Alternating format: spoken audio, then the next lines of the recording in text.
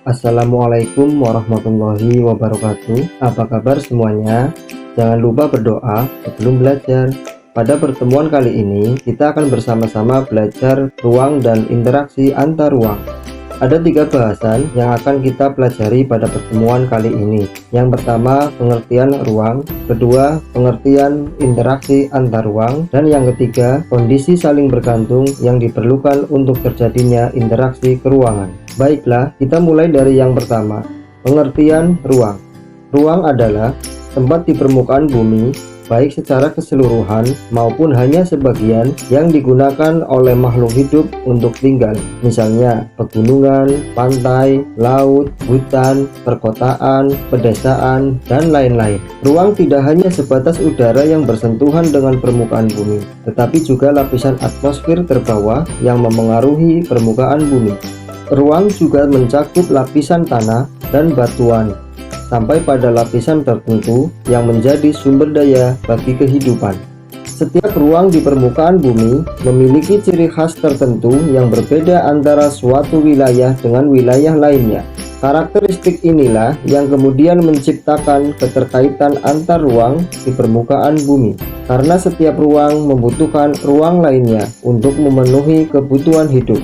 Contohnya, wilayah pegunungan pada umumnya merupakan penghasil sayuran, sedangkan daerah pesisir umumnya menghasilkan ikan laut. Ini disebabkan karena perbedaan kondisi geografis pada masing-masing tempat yang mempengaruhi aktivitas penduduknya. Penduduk daerah pegunungan akan sulit mendapatkan ikan untuk memenuhi kebutuhan hidupnya. Begitu juga penduduk daerah pesisir akan sulit mendapatkan sayuran untuk memenuhi kebutuhan hidupnya. Karena saling membutuhkan inilah kemudian tercipta saling berinteraksi melalui aktivitas perdagangan.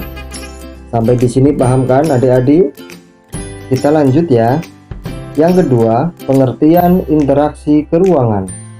Interaksi antar ruang adalah berbagai aktivitas timbal balik yang dilakukan beberapa ruang untuk memenuhi kebutuhan satu sama lain.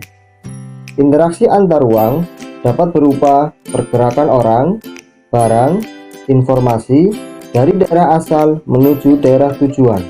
Menurut Bintarto, interaksi merupakan suatu proses yang sifatnya timbal balik dan mempunyai pengaruh terhadap tingkah laku, baik melalui kontak langsung atau tidak langsung.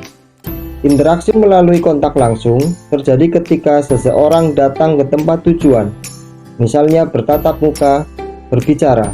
Interaksi tidak langsung terjadi melalui berbagai cara, misalnya dengan berbicara melalui telepon, melihat tayangan TV, dan membaca berita. Paham kan adik-adik?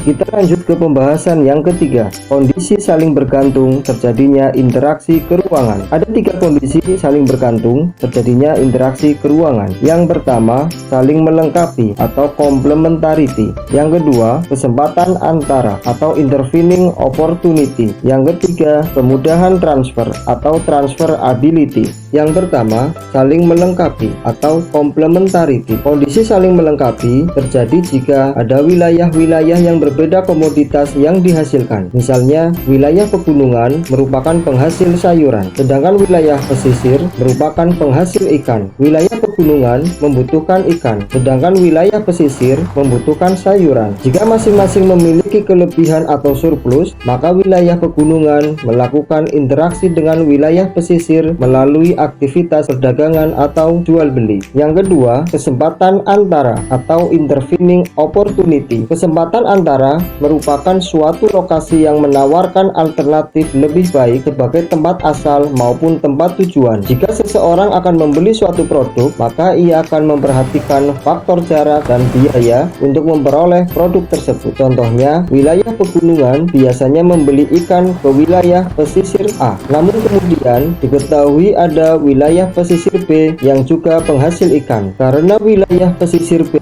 jaraknya lebih dekat dan ongkos transportasinya lebih murah, para pembeli ikan dari wilayah pegunungan akan beralih membeli ikan ke wilayah pesisir B.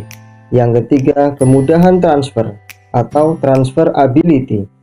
Pengangkutan barang atau juga orang memerlukan biaya. Biaya untuk terjadinya interaksi tersebut harus lebih rendah dibandingkan dengan keuntungan yang diperoleh. Jika biaya tersebut terlalu tinggi dibandingkan dengan keuntungannya, maka interaksi antar ruang tidak akan terjadi. Kemudahan transfer dan biaya yang diperlukan juga sangat tergantung pada ketersediaan infrastruktur atau sarana dan prasarana yang menghubungkan daerah asal dan tujuan. Jalan yang rusak dan sulit untuk dicapai akan mengurangi kemungkinan terjadinya interaksi.